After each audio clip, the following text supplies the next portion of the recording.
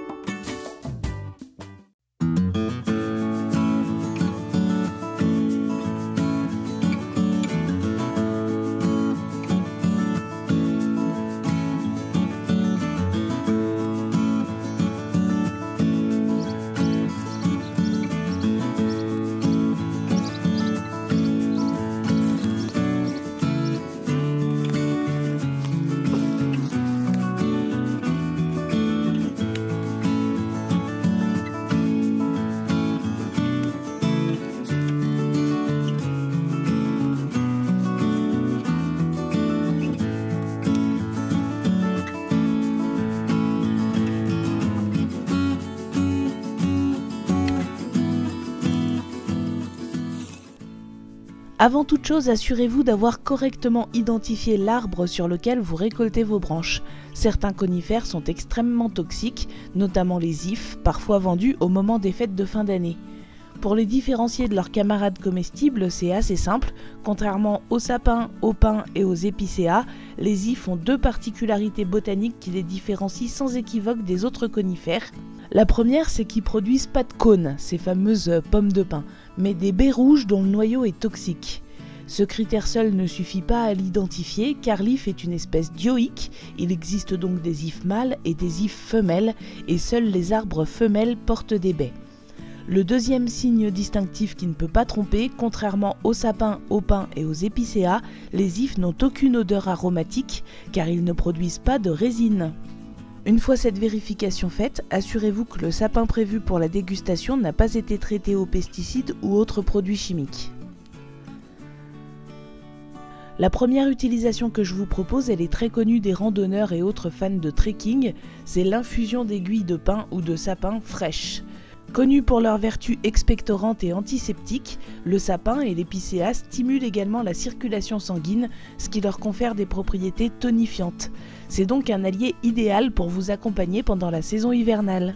Pour préparer une infusion d'aiguilles de sapin, de pin ou d'épicéa, écrasez légèrement environ 1 cuillère à café d'aiguilles fraîches afin que leur suc et leurs huiles essentielles puissent infuser plus facilement.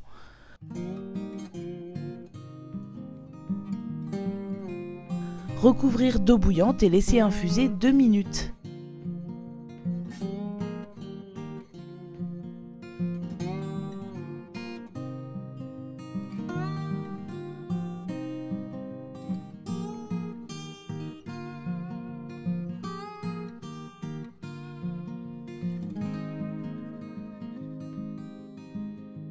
Filtrer et déguster selon vos goûts, avec un peu de miel par exemple.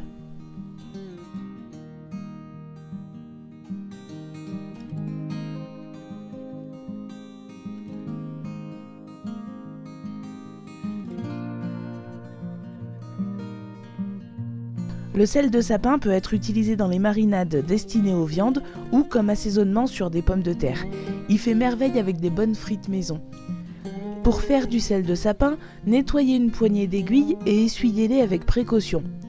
Déposez-les ensuite sur une plaque de cuisson pour les faire griller au four à 180 degrés pendant 10 minutes.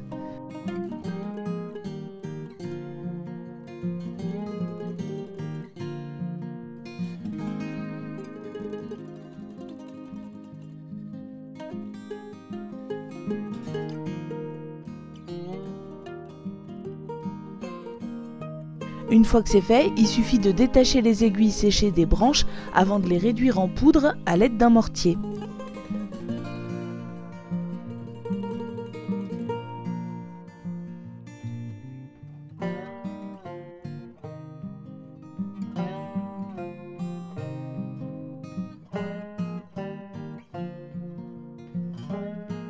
On y mélange ensuite 2 cuillerées à café en poudre de paprika ou encore mieux 2 cuillerées à café de piment doux séché réduit en poudre et 4 cuillères à café de gros sel, utilisez de préférence du gros sel gris non lavé, non raffiné et sans additifs. Écrasez le tout ensemble avec le mortier et rangez le mélange dans un bocal hermétique jusqu'à utilisation.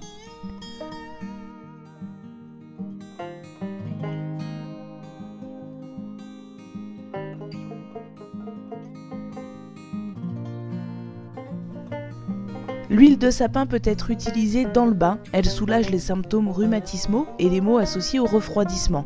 Quelques gouttes dans un brûle-parfum parfumeront également agréablement la maison. Coupez les rameaux en morceaux et les déposez dans un bocal en verre ou une bouteille refermable.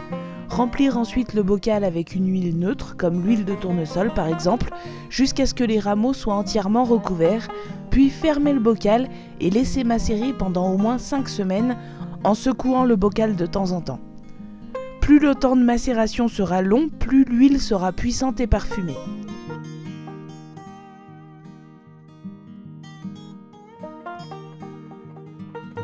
Cette liste d'utilisation possible est non exhaustive. Il est également possible d'utiliser les aiguilles de pin pour fumer les aliments, une pratique très courante dans les pays scandinaves. L'éclade ou églade est une préparation typique de moules caractéristique de la cuisine charentaise, originaire de Charente-Maritime et plus particulièrement de l'île d'Oléron et de la région de Royan, d'où ma famille maternelle est originaire.